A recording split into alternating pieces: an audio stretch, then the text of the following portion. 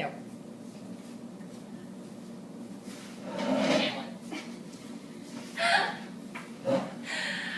Hi. Hi. Hi. Hi.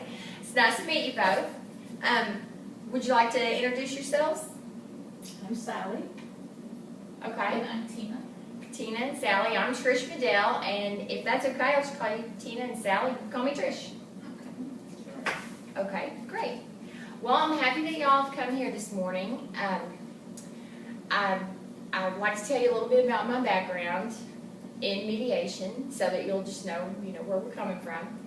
I'm studying a master's degree in mediation right now, and conflict resolution and negotiation is what it's called, from California State University in Dominguez Hills. And but I have a background in management, and in that capacity, I've seen a lot of mediations in the workplace, and I know that they can be very successful, and that's why I've chosen to study this form and other forms of conflict resolution. Today's meeting will be a chance for both of you to look at possible solutions and come up with your own resolution to your conflict. I'm not here to act as a judge or an arbitrator in any way. I'm just here to facilitate the discussion, to help bring attention to certain communication skills and things like that that might help you work out your own agreement. And we want it to be a fair and durable agreement that you'll both think is the right solution and that you'll both be able to live with. If you have any concerns at any time during the process about impartiality, about fairness, or about anything like that, I want you to bring them up because it's very important. So there are certain circumstances for which mediation is not appropriate. Mediation is also a private process, so I won't discuss anything that goes on here outside of our agreement without your permission, and neither one of you should discuss any part of the agreement outside of this meeting too, unless you agree to that. I'm going to ask you to sign in a minute a confidentiality agreement that talks about that in detail. There are two exceptions to that rule. One of them would be if I suspect there's child abuse or endangerment, and the other would be if I suspect that a crime's been committed that may place people in danger. And under those conditions, I'm required by law to disclose that information. So right now, I just wanted to point out that I've never met either of you before, and I haven't ever used your business. So do you have any concerns about, but I did want to mention this. My mother was a caterer when I was growing up, and I did work in her catering business. Yeah, so I just want to make sure that both of you think that that's, that I can still be a fair and impartial mediator under those conditions. Yeah, that should help. Yeah. Okay, well, if at any time you think that, I'm drawing on that experience in a way that causes one of you to be disadvantaged, you speak up and let me know, because we have to have that. That would be a reason to possibly suspend the mediation. Okay, during this process, it may be useful for us to speak privately with each other. We call that a caucus. I may ask for a caucus with you, and I'll talk to each of you individually, or each of you may ask for a caucus at any time that you think it would be helpful to talk to me privately. I'd also like to suggest that we go over some ground rules. Let's make some ground rules that we can all agree on that'll keep the process on track. How do you feel about taking turns speaking, not using profanity, those kind of things? Is that all right? Yeah, that's good. Okay, so do you have any other suggestions? At this point, no, I think it's good. Okay, all right, so we'll keep those two ground rules. And,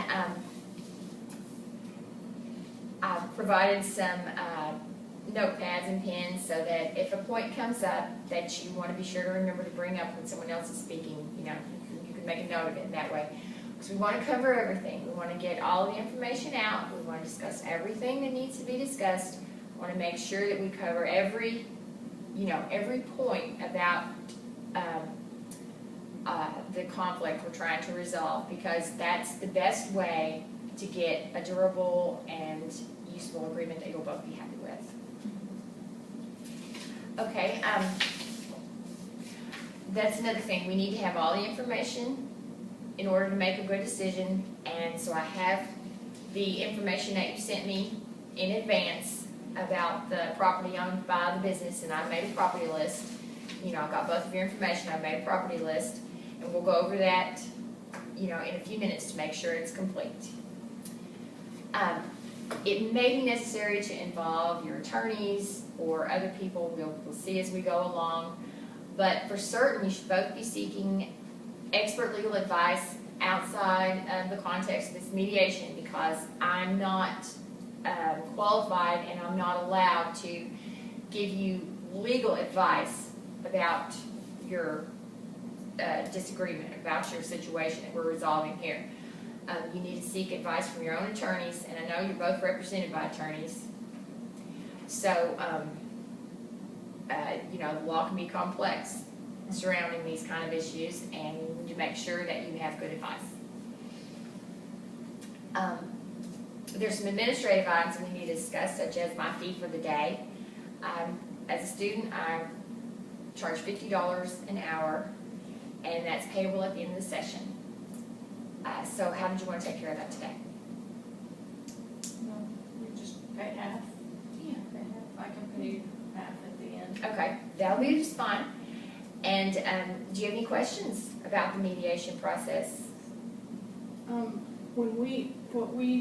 If we come to agreements today, will that be the end of it? I mean, if we manage to agree on everything, we're done today? Well, if we come up with, if we manage to get to an agreement on everything today, we can put that in writing. That can be the final agreement, or you can take that back for your attorneys to look at. You can agree to let your attorneys review and sign the agreement in another session. Or if you're happy with it, we can sign the agreement today and be done with it at that point. So, and this agreement is going to be like legal?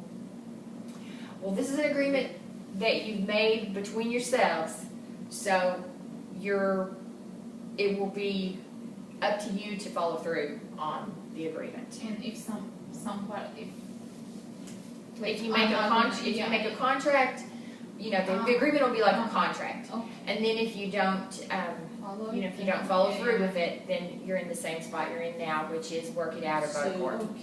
Yeah. Okay. Let's hope I'll have to do that. Yeah. Yeah, right. And that's one of the good things about mediation. A lot of times it's, you work out your best agreement because it's the agreement that works just for you too. It's not the, rubber stamp agreement that, or the cookie cutter agreement that you might get from a judge. It's your own agreement that you think is the best. Any more questions? Okay. Well, let's sign our agreement to mediate then, and we'll proceed. Right here? Uh-huh.